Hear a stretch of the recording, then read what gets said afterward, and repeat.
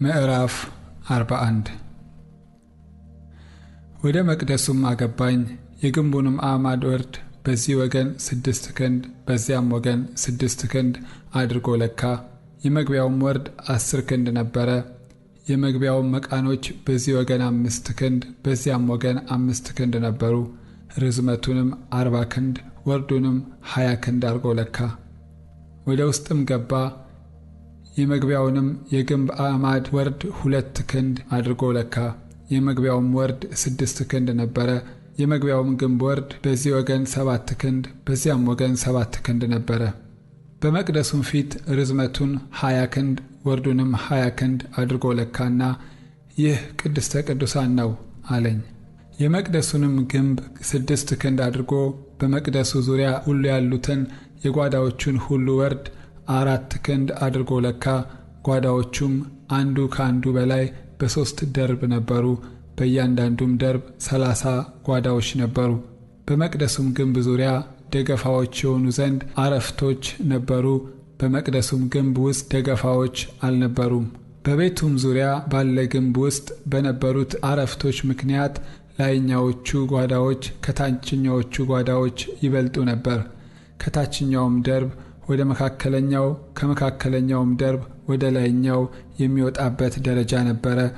ለመቅደሱም ከፍ ያለ ወለል በዙሪያውም እንዳለው አየሁ።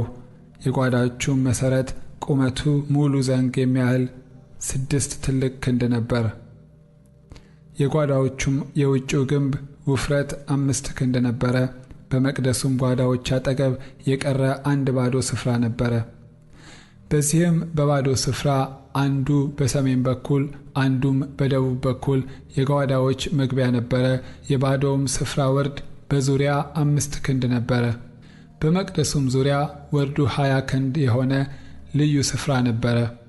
በምዕራብም በኩል በልዩ ስፍራ አንጻር የነበረ ግቢ ስፋቱ 70 ክንድ ነበረ። በግቢውም ዙሪያ የነበረ ግንብ ውፍረቱ 5 ክንድ ርዝመቱም 90 ክንድ ነበረ። የመቅደሱንም ርዝመት 100 ክንድ የልዩውን ስፍራና ግቢውን ከግንቡ ጋር 100 ክንድ አድርጎ ለካ። ደግሞም በምስራቅ በኩል የነበረውን የመቅደሱንና የልዩውን ስፍራ ወርድ 100 ክንድ አድርጎ ለካ። ወደ ኋላውም ባለው በልዩ ስፍራ አንጻር የነበረውን የግቢውን ርዝመት በዚህና በዚያም ከነበሩት ከግንቦቹ ጋር 100 ክንድ አድርጎ ለካ። መድረኮቹ መቅደሱና በስተ ውስጥ ያለው ክፍል ደጀ ሰላሙም በእንጨት ተለብጠው ነበር። በሦስቱም ዙሪያ የዓይነ ርግብ መስኮቶች ነበሩ። መቅደሱም በመድረኩ አንጻር ከመሬት ጀምሮ እስከ መስኮቶቹ ድረስ በእንጨት ተለብጦ ነበር። መስኮቶቹም የዓይነ ርግብ ነበሩ። በደጁም ላይ እስከ ውስጠኛው ክፍል ድረስ በውጭም ግንቡ ሁሉ ውስጡም ውጭውም ተለብጦ ነበር። ኪሩቤልና የዘንባባው ዛፎች ተቀርጸውበት ነበር። የዘንባባውም ዛፍ ከኪሩብና ከኪሩብ መካከል ነበረ። ለእያንዳንዱም ኪሩብ 2 ፊት ነበረው። በአንድ ወገን ወዳለው የዘንባባ ዛፍ የሰው ፊት ይመለከት ነበር። በሌላውም ወገን ወዳለው የዘንባባ ዛፍ የአንበሳ ፊት ይመለከት ነበር። በቤቱ ሁሉ ዙሪያ እንደዚህ ተደርጎ ነበር። ከመሬት አንስቶ እስከ ደጁ ራስ ድረስ ኪሩቤልና የዘንባባ ዛፎች ተቀርጸው ነበር። የመቅደሱ ግንብ እንደዚህ ነበረ። የመቅደሱ መቃኖችም 4 ማዕዘን ነበሩ። የመቅደሱ ፊትም መልኩ እንደ ሌላው መልክ ነበረ። መሠዊያውም ቁመቱ 3 ክንድ ርዝመቱ 2 ክንድ ወርዱም 2 ክንድ ሆኖ ከእንጨት ተሰርቶ ነበር።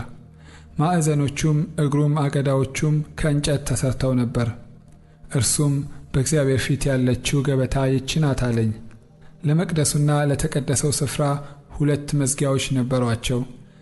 ለእያንዳንዱ መዝጊያም 2 ተዘዋዋሪ ሳንቃዎች ነበሩት።